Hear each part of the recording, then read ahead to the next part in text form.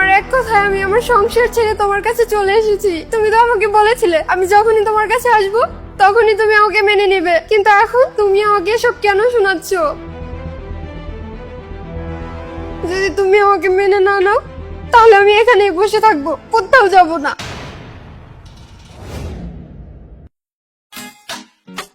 আর যদি বেশি বাড়াবাড়ি করো তাহলে আমি তোমার ঠ্যাং ভেঙে দিব, বলে দিলাম।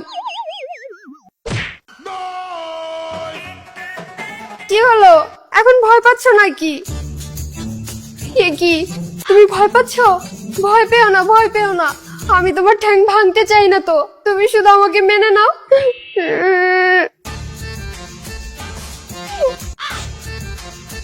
না না, তোমার কোনো অজুহাত আমি মেনে নিব না, শুনতেও চাই না।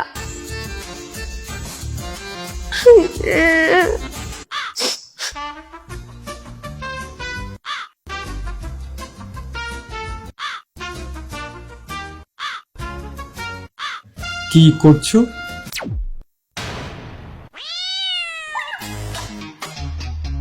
যাও এখান থেকে বলছি, কামড় দিব কিন্তু।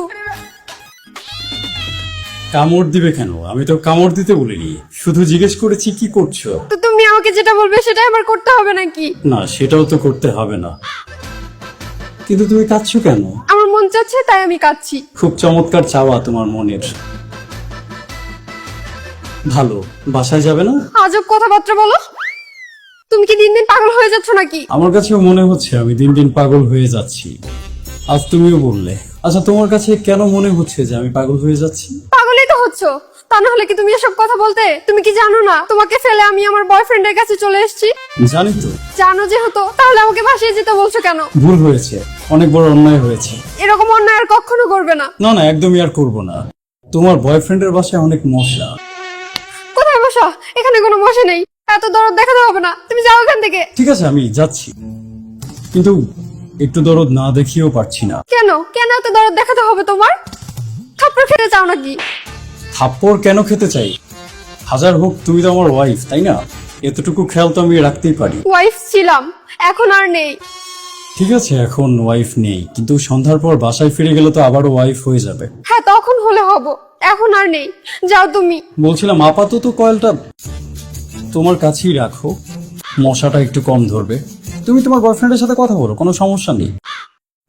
এমনও তো হতে পারে যে তোমার বয়ফ্রেন্ড তোমাকে আজকেও ফিরিয়ে দেবে। এরকম কিচ্ছু হবে না, ও আমাকে মেনে নিবে। আর যদি মেনে না নেয় তাহলে তো বাসায় ফিরে যাবে, তাই না? হ্যাঁ, তখন কাটটা তখন দেখা যাবে। কিন্তু তখন তুমি এত মশার কামড় খেয়ে বাসায় ফিরলে তোমার তো জ্বর হবে, তখন কে দেখাশোনা করবে?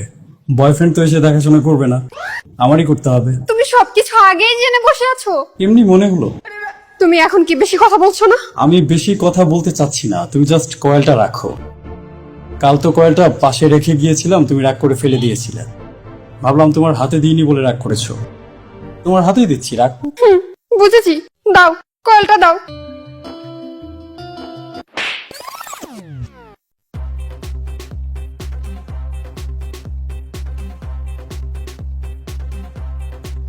কি হলো, কথা বলছো না কেন? এখন কিছু বলো।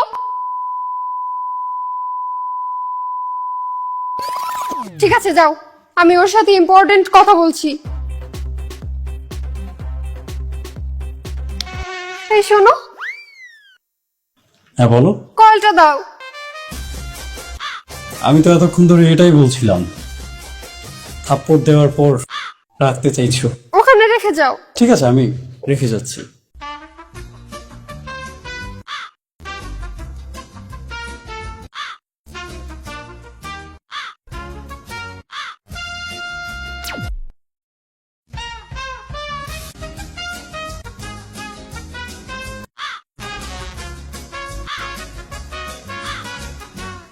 বলো, তুমি আমাকে মেনে নেবে কি মেনে নেবে না?